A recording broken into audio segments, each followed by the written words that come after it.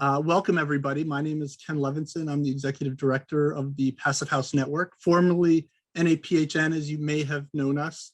I'm really excited about the presentation and discussion we're going to have today on keys to successful Passive House implementation in California with Matthew Joyce and Mark Wilhelm. And I'm going to give them a little bit more of a full-throated introduction as well as the talk. But first, I'd like to take a few minutes as people are coming in to give a little bit of an introduction to the Passive House Network for those of you who may be new to us. So we are a national 501c3 nonprofit. We are affiliated with the Passive House Institute in Darmstadt and the International Passive House Association. We have a nationwide membership with a series of regional chapters as well as a local catch-all chapter. And we're really about connecting across the country and around the world those knowledge resources and helping folks adapt them and apply them to your specific situation. And I want to give a specific shout out to our sister organization, Passive House California. So if you are in California, we encourage you to join Passive House California. It's a great organization across the state of Passive House professionals and enthusiasts. And they are also a member of the International Passive House Association as an affiliate, like the Passive House Network. What we do as an organization, as a nonprofit, in addition to presentations like this, in addition to just connecting people and networking, is really education. That education is what changes folks' vocabulary, it changes the conversations, it changes the culture. And that's really what we're up for here in the construction industry, the building industry transformation that must happen. And we start with introductory courses, core certification courses. So you may have heard of certified Passive House designers or tradespeople, gives you a professional credential that is globally recognized. Advanced specialized courses, depending on how you're working. And then really, we like to think of building certification process as advanced yet necessary education in your growth as a Passive House professional. It really is the apprenticeship. It's where you find out, you learn from the vast institutional knowledge that the building certifiers bring to the process, and really allows you to excel and apply that knowledge, not just to those first projects, but going forward. A couple of brief announcements. We have ongoing events this Friday, Friday once a month. I give a presentation on why Passive House. It's a short download as to some of the nitty-gritty specifics for those who are totally new to it and want to just dip their toe in. It's a great discussion. So this Friday is one at noon Eastern time. This January 26th and 27th, we're really excited to host Regenerative Construction Ecosystems, AKA the Wood Symposium, 6 hours over 2 days. We're really excited about the lineup and the discussion that's going to be happening, tying together everything from preventing mega wildfires and better forestry sustainability to wood construction to Passive House implementation, bringing together so many intersections and priorities in our environmental fight today. So don't miss that. And then starting in February, we have a series of live online courses of various stripes. So please check all that out, as well as the on-demand courses where you can go online at any time, really, and start on your Passive House education pathway, from introductory to the core certification courses to specialized courses. And I want to thank our sponsors who we could not do this programming without their support. And we're really proud that the sponsors are at the cutting edge of high quality and leading industry to Passive House capabilities and capacity. So Owens Corning and Rock Wool and Aero Aggregates in insulation category, in the enclosure 475 and Rotoblas, with HVAC, Zender, Swagon, and Mitsubishi Electric. Windows and doors, we have Wythe Windows, Cascadia Windows and Doors, Schuco, Intus Windows, and EnerSign. And finally, service providers, Bright Power, Stephen Winter Associates, Need-Based Architects, the New York State Energy Research Development Authority, and AHA engineers. So we want to thank them. So without further ado, I'm really excited to introduce this presentation. As I was just saying to Matt and Mark before we got started, there's been a lot written about tactics, tools, advocacy around Passive House and how markets have transformed. But this report and presentation really distills it. It's very thorough and yet concise. And I'm looking forward to good questions and getting folks input in terms of what they think might be most effective in your jurisdiction, but also if you're in California, especially what you think could work in California. So we do have learning objectives. AIA and the PHI credit are available. So I'm very happy to introduce Matthew Joyce, is a director with Tierra with more than 20 years of demand side management experience, including strategic advising, market assessment, utility portfolio and program design, process and impact evaluation, and customer experience and behavior studies. Much of his recent work focuses on electrification, distributed energy resources, and utility portfolio optimization, including helping public utility commissions and utilities adapt to increasingly complex market demands driven by new technologies, customer choices, and new regulatory requirements. Mark Wilhelm is also a director at Tierra with 35 years of experience in the utility and sustainable building industries. He creates transformational energy efficiency, renewable energy, and carbon reduction strategies for clients. He has developed 40 megawatts of PV systems and consulted on 70 million square feet of high performance buildings across every sector. He served as Ameresco's first corporate sustainability executive, managed $20 million of collaborative R&D at EPRI, and has trained over 6,000 professionals in sustainable design. So with that, I am very happy to stop my share and hand it over to Matt. Great. Well, thank you for the warm introduction. If you'll all bear with me just a moment here, I'll see if I can share my screen.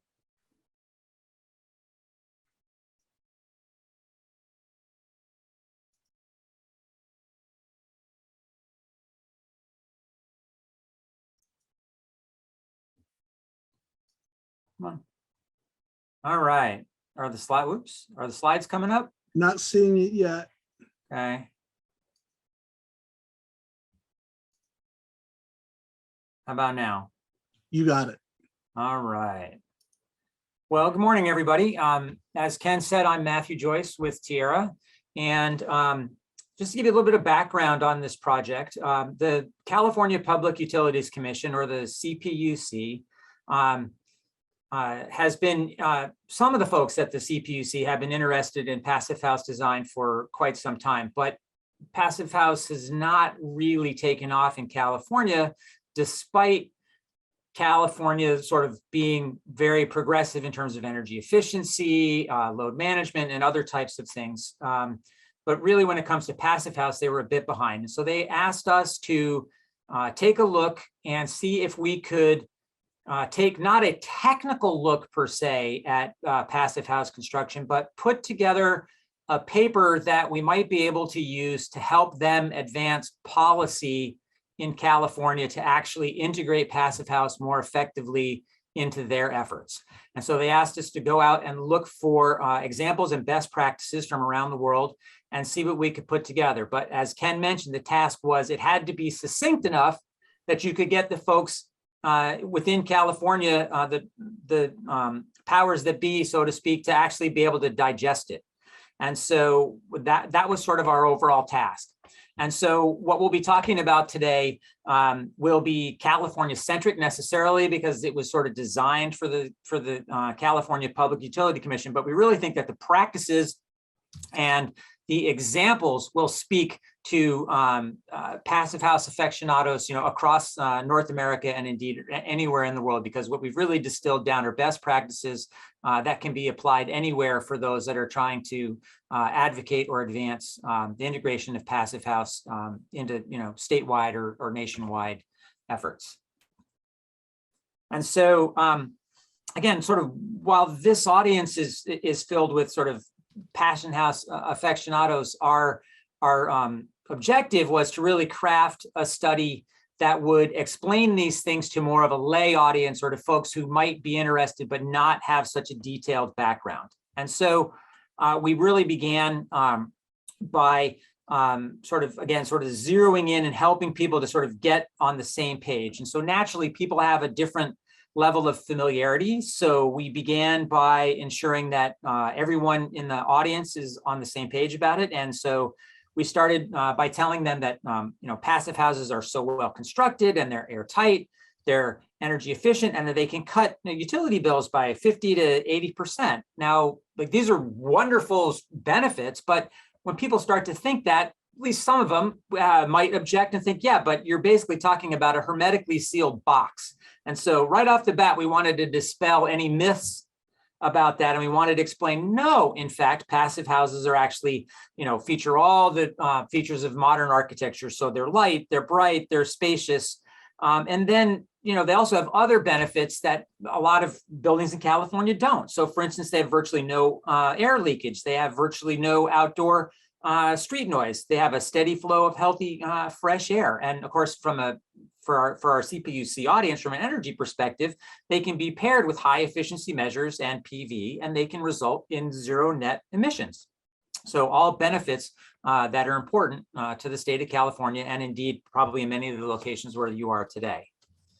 And so sort of after laying that groundwork, we wanted to go on and again, sort of help people to understand things in a little bit broader understanding. And so we wanted to explain that, yes, even though it's called passive house, it actually can apply to both residential or commercial buildings. And, they've been around for more than 3 decades, and they're actually quite prevalent in some parts of the world, just not so much in California, which is really a shame. As I mentioned, if you consider that California tends to be quite progressive and they've got quite aggressive energy savings and carbon savings goals. But we also try to point out to the commission that there are other benefits that they can be quite helpful with: wildfire smoke, antiviral air handling, extreme weather. And because they're so well insulated, they can keep occupants comfortable for extended periods of time, even during power outages.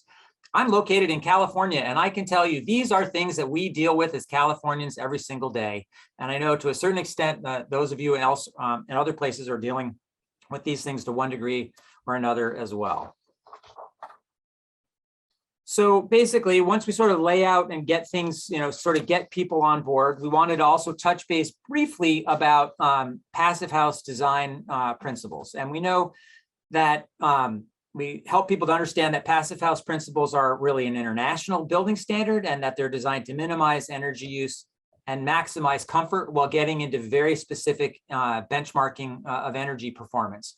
And again, because this was more of a policy piece, we don't really go into too many details about what those benchmarks might be, but we do sort of help the folks to get on the same page about the basic principles. So that will be things like the airtight envelope, the exceptional levels of insulation, window glazing and door frames. Explain the concept of thermal bridge-free design and how important that is, talking about ventilation systems with high efficiency for heat and energy recovery. So giving them the basic principles behind it, which was sort of what our goal was, so that they can then understand how to apply principles within policy to lead to adoption. And so just to tell you a little bit about our research approach, as I mentioned, we were sort of tasked with looking for best practices elsewhere. But of course, the first thing we really needed to do was we needed to understand what had been happening in California itself. And so we did a bit of research and discovered that there indeed are not very many passive houses in California. For a state of over 40 million people, we were surprised at how few there actually were. but we did do some deeper diving than just sort of what are the numbers that we could find. And California has actually made some efforts to try to move things forward. And of course, one of the most important things in California is the statewide building code called Title 24. And Title 24 has very specific code change requirements. And so one of the things that the CPUC had tried to advance was to use their modeling. It's called a CBEC Res modeling software. They tried to get that to align with the Passive House planning package model. They were not able to do it for some climate zones. They had to sort of put things on hold.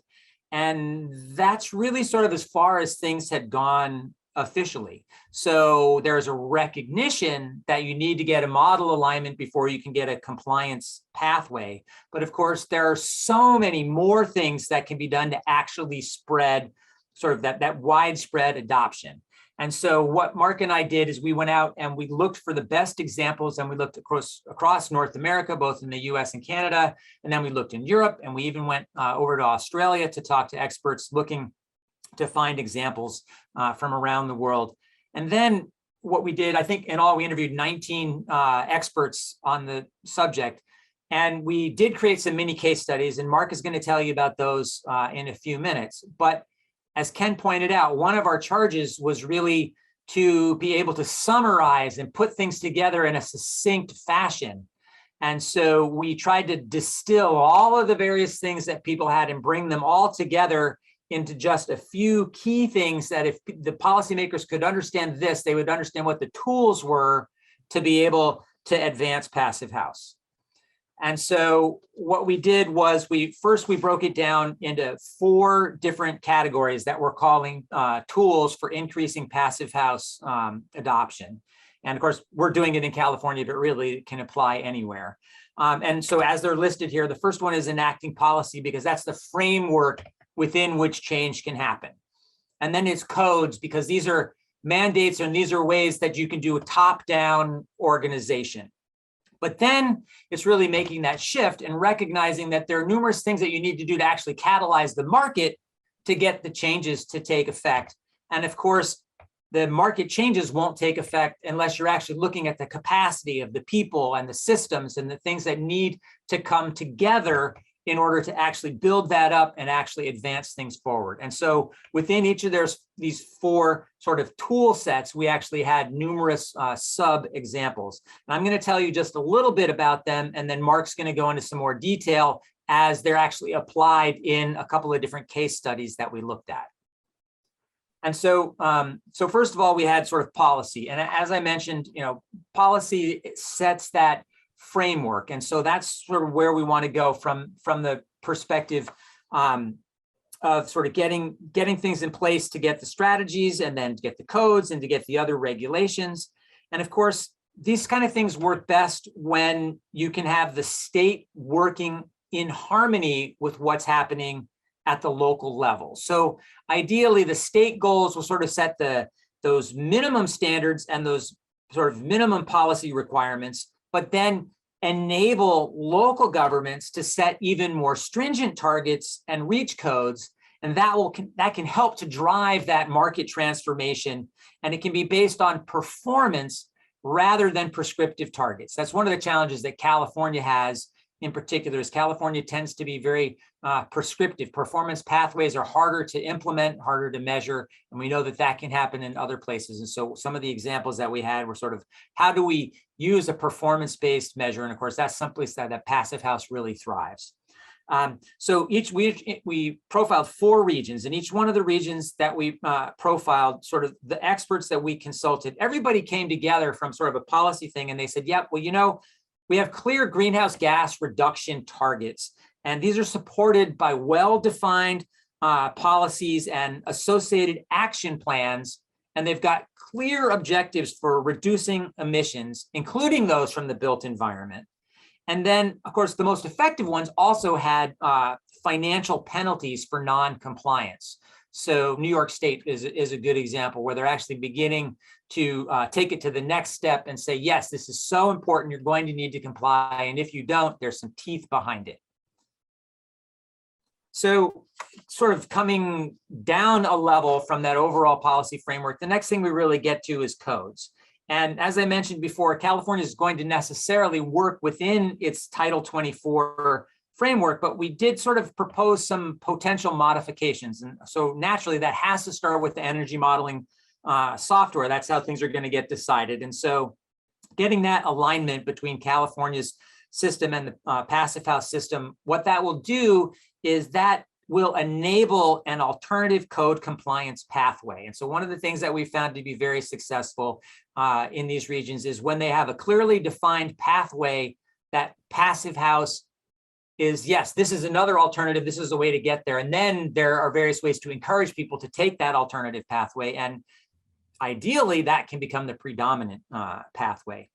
But we also found some other important code modifications that we wanted to encourage California and indeed others to consider.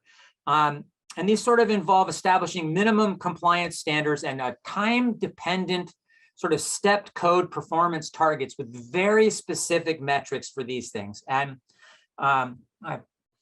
So these were some of the things that we talked about. And I'm going to imagine some of you are familiar with some of these. So the first one was energy use intensity. And that's going to measure the total amount of energy externally provided to a structure from all its end uses. And then getting a bit more specific, we have greenhouse gas intensity, which is the total amount of energy supplied to the building multiplied by that energy's carbon intensity. And then this was one that was new for me, although probably not for some of you, which was TEDI, or thermal energy demand intensity, which is actually measuring building envelope performance based on the amount of heating or cooling that's required to maintain a comfortable temperature. And so when you sort of put all three of these together, then you're really being able to be quite specific and be able to be step-based and be able to put these things together. And so Vancouver and British Columbia provided a wonderful example of that. And again, Mark will be telling you more about that in just a moment. So then coming down another level, you realize that the next thing we need to do is we need to try to encourage the market itself. If you want to transform the market, you need to do things to catalyze it, to really add something extra to the market that really can take it to the next level. And there are lots of examples of market catalysts, and our report lists them all. I'm only going to talk about just a few brief examples here. We'll encourage you to read that as soon as that's available. Number one is probably government leading by example. And if you think about that policy framework and the codes, that's certainly the place to start of leading by example, but really you want the rubber to meet the road. In order to do that, that's where governments can begin to say, yeah, we're committed to our climate policy, and all new buildings and all major retrofits are going to comply with these standards. And in many cases, they're going to need to comply with Passive House building principles. And that's really where it begins to get interesting, where government is actually stipulating that they're going to do this, and they're going to encourage or even require other new construction in the regular market to begin to do those things as well. And then, of course, virtually every market that we looked at, every place where it was successful, they have financial incentives to stimulate the market and offset initial higher costs. And surprisingly, costs can come down quite quickly. And again, Mark will be telling you more about that. But just some examples to help you understand examples of market catalysts. So there's direct cash awards through RFPs and other competitions, salaried staff time, just paying staff to be able to focus on these things, having well-defined budgets and programs that are specifically designed to support this, offering financial support for incentives through budgets for capacity building, for accommodating reduced fees and taxes to give people incentives, for financing, for access to capital. So there's lots of ways that you can actually use finance to stimulate the market. You just sort of want to find those right levers. But there are also non-financial incentives that can be very effective, particularly if you want to stimulate developers. And a lot of times these things are they don't cost as much on the end of the local government, say, that's trying to put this together, but for the developer, they're actually very important. So that could be things like expedited permitting, zoning exemptions and variances, reduced parking requirements, bonus for square footage or lot coverage allowances, and other types of concessions that are made during sort of public benefit negotiations. And so all of these catalysts will help to stimulate and lead to that early market adoption. But then once you've got the early market adoption, then you want to be collecting the data. You want to be using the early adopters to catalyze and stimulate the fast followers and then the rest of the market. So just because you've gotten things started doesn't mean you still want to use that momentum. Use the early examples to catalyze things, to move things forward to the next step. And then the last one we wanted to talk about was capacity building. And really, this is sort of ensuring that the people and the resources are necessary to accomplish the goal. And capacity building is pretty well understood in California. We didn't spend a lot of time talking about it. And I don't know how it is for our audience, but I'll just mention a few things about it. Basically, you want to conduct outreach and awareness to the folks that are involved. So that's the developers and the trade allies, building owners, and the public, of course, architects, engineers, et cetera. But really, it's sort of building that awareness and then being more specific and doing workforce education and training. And that's helping builders to understand the principles. But it's also things like helping public staff to be able to understand what's involved. They're going to need to process building permits. They're going to need to understand the way these things work. So they're also going to need an education. And then there's necessarily going to be technical challenges that come up along the way. So you want to make sure you have the technical expertise and the people available to help people to overcome those challenges. And another thing that we found that was a really great example, I think Vancouver provided the most specific, but we saw it across all of them. And that was empowering staff at different levels of the organization. If they see a roadblock, if they see a hurdle, if they see a bottleneck, actually empowering them to come up with their own ways to be able to change things, smooth things out, speed things up. And so a part of that workforce education and training was giving people the power to identify issues and then resolve them themselves, getting the local action to be taking place, not just at the building site, not just in, say, a public forum, but at all levels of the organization, whether it's just somebody handling a piece of paper, is really sort of facilitating and moving things through across all levels. And so that's sort of it for my overview. And now Mark is going to sort of walk you through some of the more specific examples of some of the case studies that we found. Yeah, thanks, Matthew. I've, pardon me for my voice, I feel a lot better than I sound. I apologize for that. But I've been a student and practitioner of market transformation pretty much for my entire career. And early on, I learned really there's three key ingredients to transform a market. It's much like pound cake, right? You need to create awareness, educate stakeholders, and cause some action, drive action. And so using that same construct, Matthew and I created the table that you see here to better understand the, I guess, the specific tools and the key elements that are needed to drive transformational change with respect to passive house design and construction, and actually for other aspects. Each of these key elements can be linked back, if you will, to awareness, education, and driving action. The tools and key elements that Matthew mentioned are outlined in the two left columns, and the four columns on the right focus on the key elements that were covered in our case studies: Brussels, New York, Vancouver, and Pennsylvania.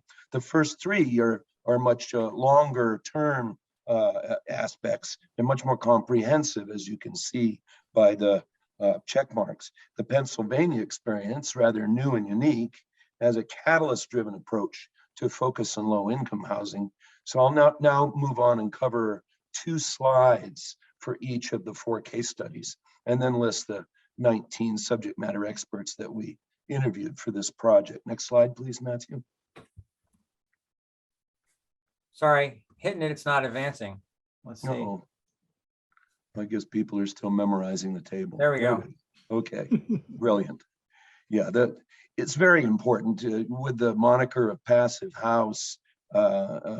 Sebastian Moreno Vaca, architect and founder of A2M Architecture in Belgium, provided us with this slide. It's a brilliant slide because it shows that passive house strategies can be applied to any type of structure, and that makes them ideally suited to help California achieve its bold climate and energy efficiency goals. Next slide, please. Brussels catapulted actually from among Europe's, I guess, worst to first in terms of energy use by using a passive house design and construction competition. That was, in a sense, their first foray. In less than 10 years, that region transformed from having among the lowest efficiency building stock in Europe to serving as a front runner and role model for the rest of the EU and the world combined. Belgium's passive house story, as you recall, really ticks all the best practice boxes.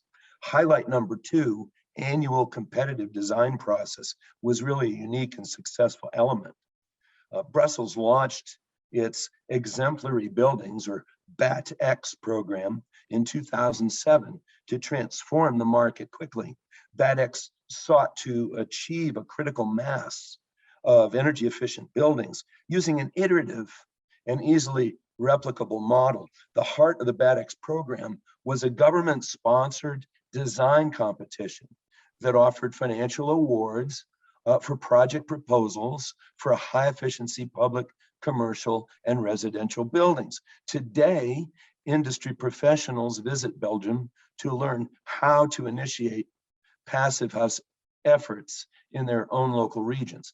It's a natural and early step, since the Brussels effort provides really a comprehensive roadmap in many respects for implementing the 4 major ingredients for success. Next slide, please, Matthew.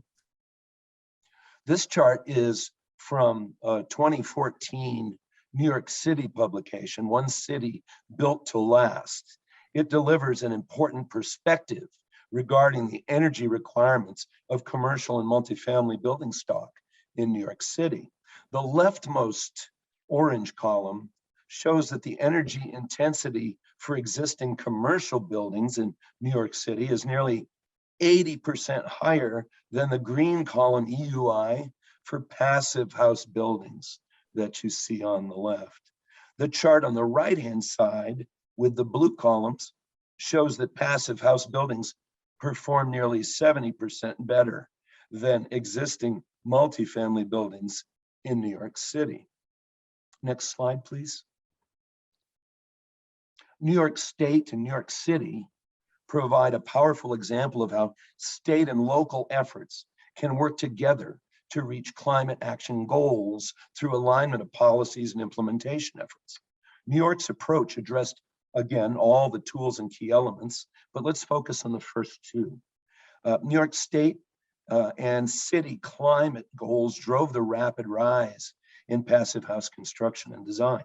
Both the state and the city have focused on energy and climate goals for many years. Their climate initiatives converged in 2014 when the New York Public Service Commission announced a new major policy initiative called Reforming the Energy Vision, or REV. The REV initiative made energy efficiency and distributed energy resources key priorities for achieving the state's climate goals. REV established a strategic policy framework and set aggressive greenhouse gas emissions reduction and performance goals for 2030 and 2050. In 2016, NYSERDA developed New York Stretch, NY Stretch, which is a statewide framework for stretch energy goals. NY Stretch enables New York jurisdictions to adopt local building codes that exceed statewide codes to meet their local energy and climate goals. Ongoing NY Stretch efforts also led to the creation of new energy performance metrics and the establishment of alternative compliance pathways, which is critical for California, for projects to meet statewide metrics. Next slide, please. In British Columbia, the step codes with time-dependent performance targets that Matthew mentioned have really been critical to the success of passive house movement. Unlike California and other jurisdictions that use that triannual building code improvement cycles based on prescriptive mandates, regions with a proliferation of passive house construction have often switched to performance-based targets that outline increasingly rigorous compliance requirements and deadlines, leading to an ultimate greenhouse gas emissions reduction goal. The advantage of this approach is that rather than leaving people wondering what will be included in the next code cycle, it offers a clear direction and destination that provides advance notice and time for all market participants to take the necessary steps for compliance and innovation. The BC Energy Step Code is the product of multi-year collaboration among many key industry stakeholders. The BC Step Code chart presented here is an example of the Step Code requirements for one of the 6 climate zones in BC. This performance approach establishes that desired outcome and leaves it up to the project team to determine how to achieve those outcomes.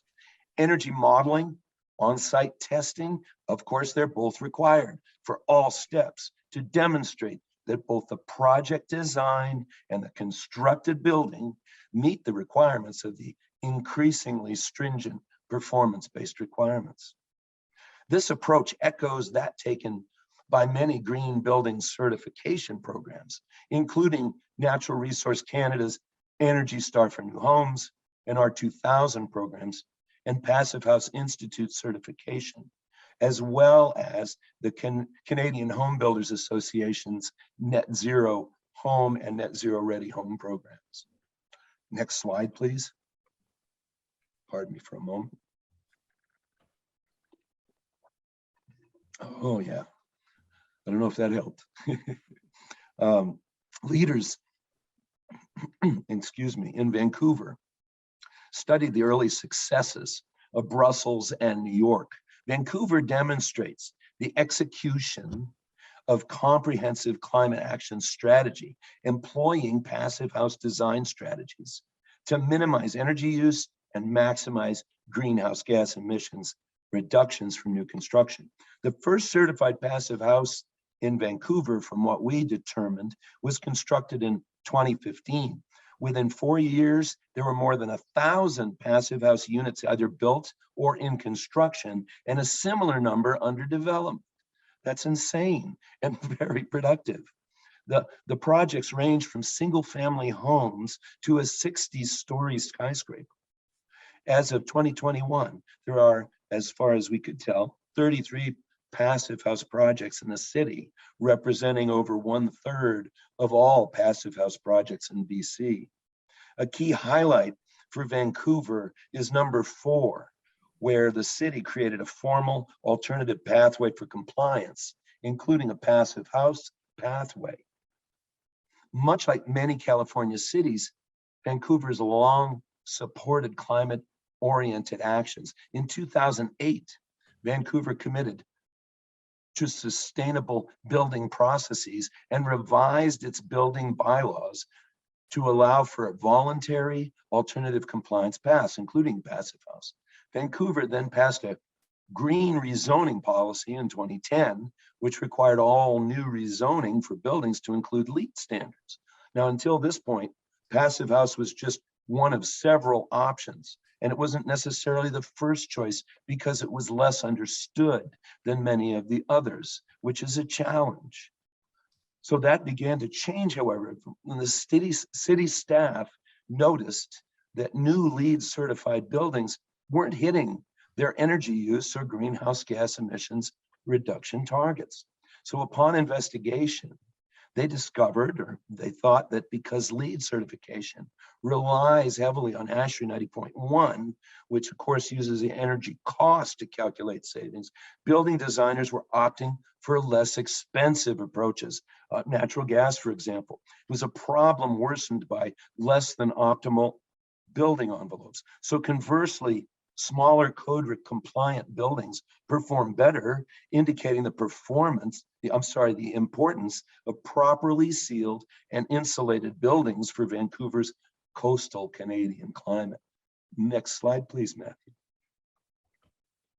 A bit of an eye chart here, but a powerful slide on to Pennsylvania. The table here compares the costs of passive house and conventional low-income housing projects. The ones on the left built in 2015 in Pennsylvania, and on the right in 2016 in Pennsylvania. When costs for these passive house projects were compared to conventional market rate housing, the first year projects in 2015 on the left showed that the cost per square foot for passive house projects ran 2.5% higher than for conventional construction. By 2016, project cost differences flipped, with the passive house projects averaging 2% less than the code built projects. So brilliant. Years since have seen that percentage difference, of course, rise and fall slightly. Projects costs naturally vary from year to year, but those cost differences diminish as builders become more familiar with passive house design strategies and construction practices, as more materials and technologies are available in the market, and as prices for those high efficiency building supplies comes down. Next slide, please. Pennsylvania's statewide approach has been less comprehensive, as you may recall, than in other case studies. But that said, their innovative idea of combining passive house certification requirements into the state's competitive low-income housing tax credits scoring process has been emulated by dozens of states across the nation. The innovative approach taken in Pennsylvania aligns the pre-existing competitive framework for available funding with a performance-based construction approach that spurs voluntary developer submissions of passive house projects without requiring any additional government funding. This approach also addresses important social and environmental equity considerations by ensuring that residents who live in affordable housings enjoy the benefits of healthier, more comfortable homes and lower utility bills, and that they are not left behind. The idea arose from a small group of building professionals slash passive house enthusiasts who had long-standing desire to promote healthier and more energy efficient low-income housing on the part of the Pennsylvania Housing Finance Agency, PHFA, which is the organization that decides which projects in Pennsylvania receive low-income housing tax credits. And as an aside, you may all know that there are similar organizations in every state that manage a similar approach. In the summer of 2015, after the success of the first round of PFHA funding, the team approached 39 other states to introduce the idea. As of September 2021, 20 states have used some version of this model, but with mixed success due to the variations in the ways that they have applied the bonus point scoring to their own ranking systems. To ensure success with this approach, the experts that we consulted with pointed out two vital factors from their knowledge, wisdom, and insight that both must be met. First, the process for allocating funding for low-income housing tax credits projects must be competitive enough that any bonus points awarded for project aligning with passive house requirements can make the difference between a winning and a losing proposal. The second factor, passive house bonus points must be separate and above and beyond other points awarded for less rigorous or less understood, less rigorous and more understood standards like Energy Star or LEED. Awarding the same number of points for, if you will, less stringent standards gives developers an easier option with the same reward, thereby undermining the central premise of the approach. Next slide, please. Here is a list of the building industry professionals and passive house experts that we interviewed for this report. My first call, of course, was to the person listed at the top, Bronwyn Barry, and she helped connect the wires in and throughout, and really augmented our entire approach. These accomplished architects, engineers, contractors, policymakers, and building owners and passive house enthusiasts willingly shared their experience and their passion for energy efficiency, low carbon, and equitable passive house design. These individuals continue to be instrumental to the success of the passive house movement. We believe that their knowledge, wisdom, and insights can be tapped to help California successfully implement a world-class passive house success story. I'll give you an interesting note. During our initial presentation to the CPUC stakeholder group, a month and a half, 2 months ago, another presenter, Kessie Ovsikova from Opinion Dynamics Corporation, mentioned that passive house projects can maintain safe indoor air temperatures for up to 48 hours during a winter outage. Brilliant. On the bottom of this list, you'll see Jeremy Shannon's name listed. Jeremy is Director of Sustainable Design and Resilience for the New York City School Construction Authority. During our conversations with Jeremy, he shared that his house maintained indoor temperatures in the 60s at night during a prolonged polar vortex outage and crept back into the 70s during the day due to solar gain as a result of the light, bright, comfortable design approach that Matthew mentioned during his first slide. So it's just brilliant. I believe that we would see similar results during a heat wave in hotter climates, which could help avoid coincident peak demand issues for air conditioning load during heat waves. Next slide, please. That really, in a sense, summarizes my presentation. Matthew, I don't know if you have additional things to say. I think we can turn it back to Ken, and I'm sure you've got some questions. Yes. Thank you, Matthew and Mark. It was a great presentation. Not only is your report very succinct, that's coming, that we can tease with everybody, will be coming hopefully shortly. We'll be sharing with everyone that this presentation is based on, but the presentation really goes through so many key factors and what we've seen happen in different markets. I guess there's such a wide range of issues involved here. And I guess where I'd like to start is in terms of just your initial reactions upon your survey of, in particular, these four jurisdictions. Was anything particularly unexpected or any voices unexpected that jumped out at you?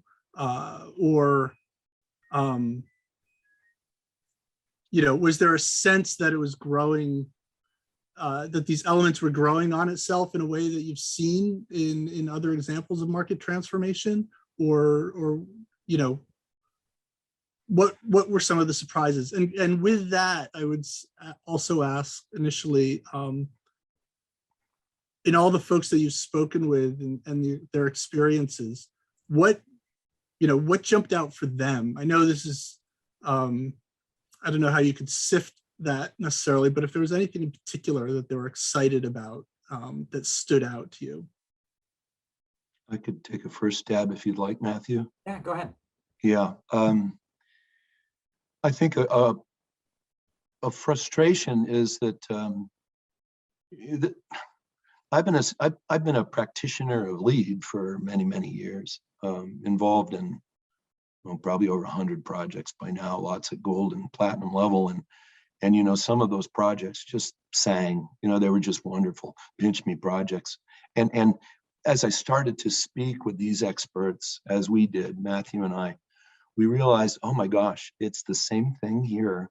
While that is LEED was a tremendous market transformation program and still continues to be. This is, in a sense, passive house sort of the next level. And when it comes to it, it needs an integrated approach. If it's integrated, that's why we came up with that table, that model. We were hearing just exceptional experience from each of the individuals that we spoke with. Some concerns about the codes, their triannual cycle, some concerns about not having the software being accepted or aligned with the code requirements. A lack of awareness or understanding of what Passive House truly is and what the results are. So it really goes back to those three elements, if you will, of market transformation for me. And I think that table that sort of helps to summarize that. Yeah. It's like F equals MA. That's a simple equation, but you can spend your life studying F equals MA, right? It's the same thing. How you transform markets is quite challenging, and it differs by location. I just want to add really briefly here. The name of the organization we're speaking with is the Passive House Network. And I just want to say that I really felt that network connection as we were exploring this. Huge. Been in this business for decades. And sometimes you meet people who are very passionate, and sometimes we're trying to track down folks who are just super busy or don't want to be bothered.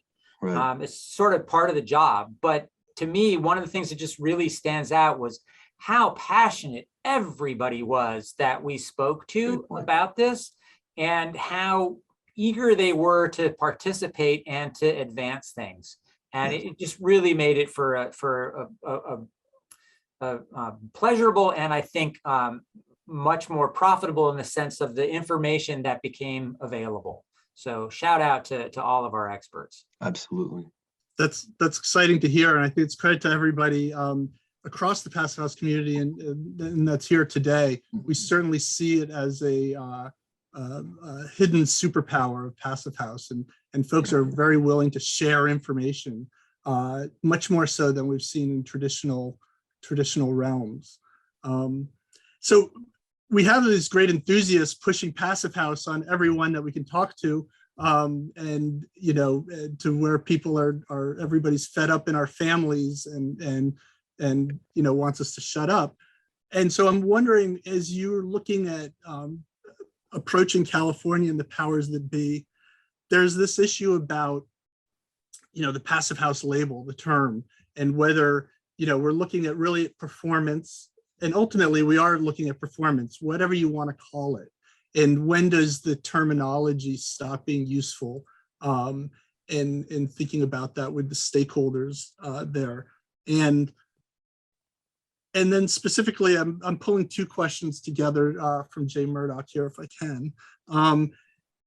That also, there's the California Reach Code Coalition that he's calling out. And I'm not familiar with it, but if you all might speak to that. I think there's as tight-knit and excited we are as a community, and open as a community. I think it surprises people how open we are in terms of bringing in new people and new voices.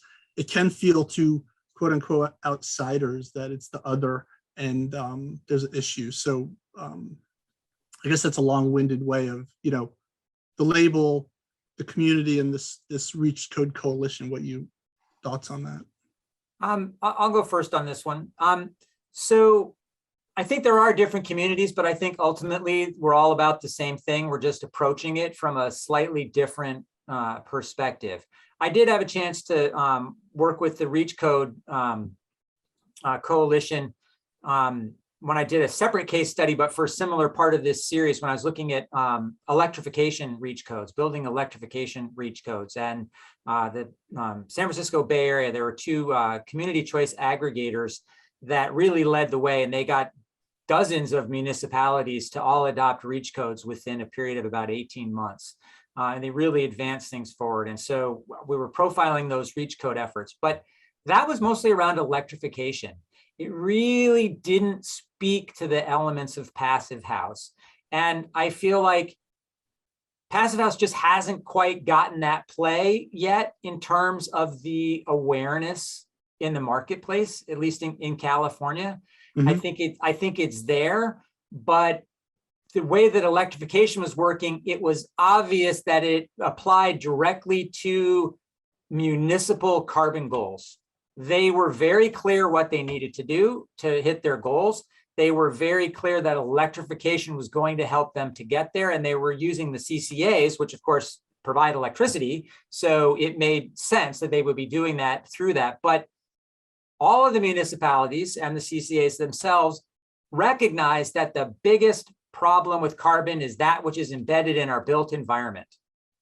And so I think that's the key, is saying, hey, the passive house option can really help with those objectives. And I think people are just starting to become aware.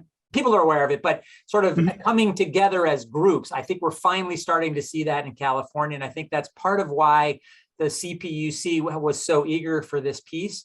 And I think, I don't know that I mentioned at the top, but Mark and I presented to the California Public Utilities Commission a month or so ago. That was to a very specific subset of people which were sort of interested in zero net carbon and other things like that. So it was utilities and representatives from the CPUC. Tomorrow, we have an encore presentation to the CPUC, and this one is actually going up the line because these folks are very interested in this case study and what it means and how they can actually work to advocate to advance policy. And I think that with electrification already happening in that regard, I think this will hopefully dovetail and bring those things together.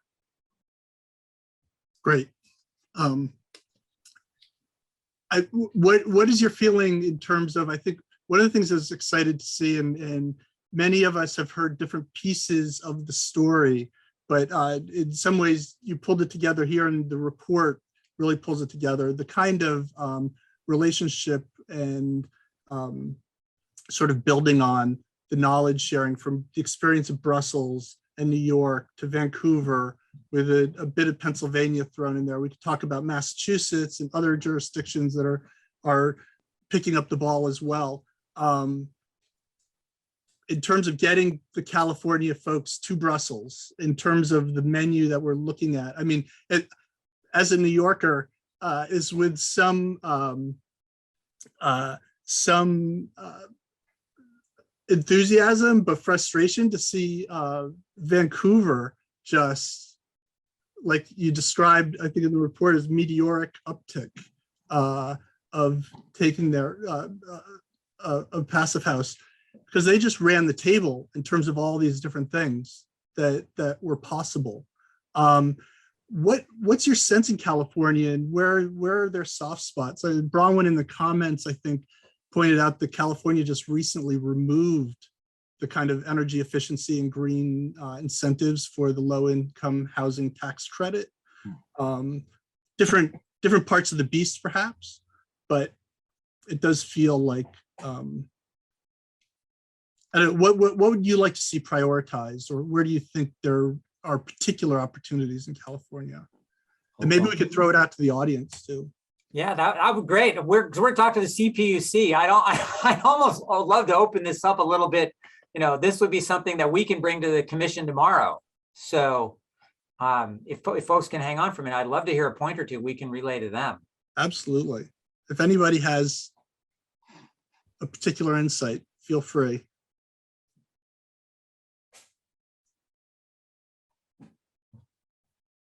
In the interim,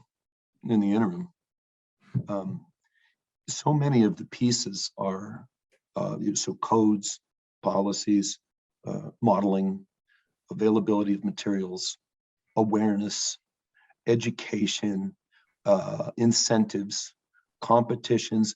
These are all important pieces in the mix, but to get the real jambalaya that people are going to want to order regularly, right? You have to figure out what makes sense.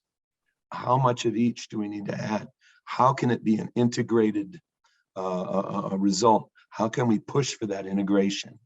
And that's, I think, one of the biggest challenges, making sure that they're all coordinated and also empowering people, much as happened in Vancouver. The folks involved in leading the program, doing the plan check, et cetera, they're empowered to answer questions, to do what's required to make this more successful. Whereas if I am working on a project in the greater Phoenix area with so many jurisdictions, They may have various codes, and I may know that in some particular jurisdictions, certain plan checkers might not know much about what's required. And so the coordination, integration, awareness, education can lead to it. Yeah, I mean, it's something that seems Vancouver has so masterfully driven.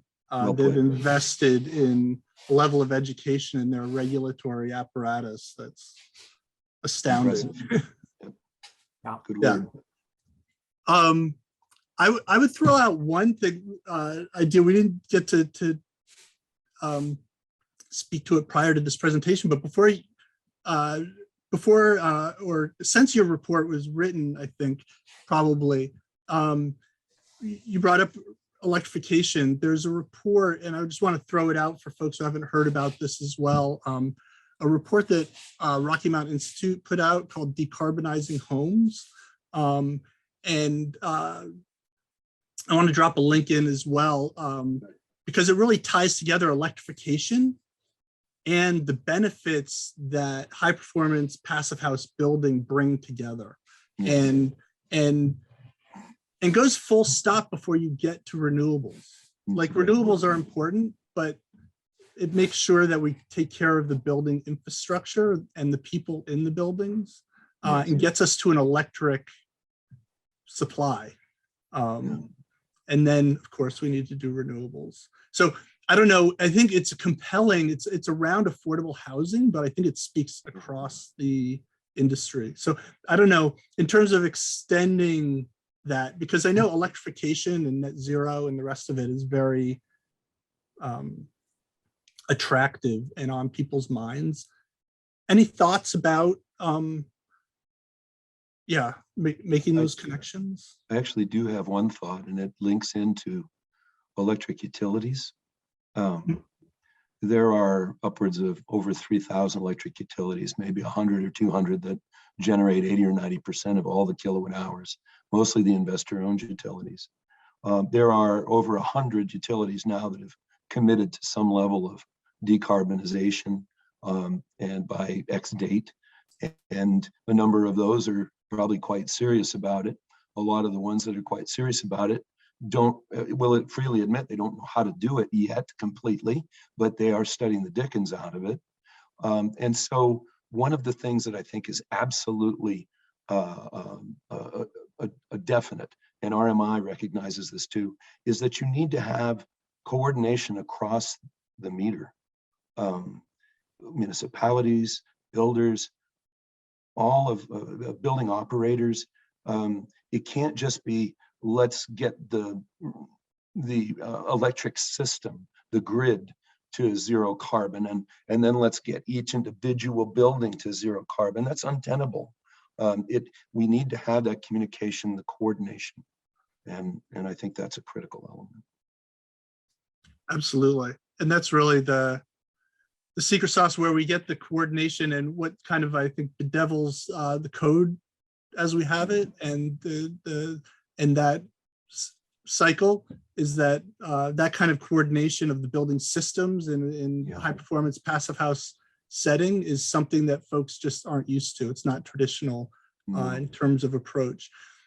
In your report, I guess one final question, and I do want to know before everyone starts to peel away, we will do a blog post on this subject, this session. We'll have the video up next week, and hopefully soon the full report that backs up this presentation will be available, and we'll make sure that word gets out for that so everybody has it. I'm curious, just, we've talked kind of at the side about the powers that be, traditional construction, traditional stakeholders. And I don't know, in your work and report, on this report, did you hear voices or hear through the passive house sources that you spoke to, those kind of, I don't know, interactions? What any specific pushback or surprising pushback? Anything that struck you in particular?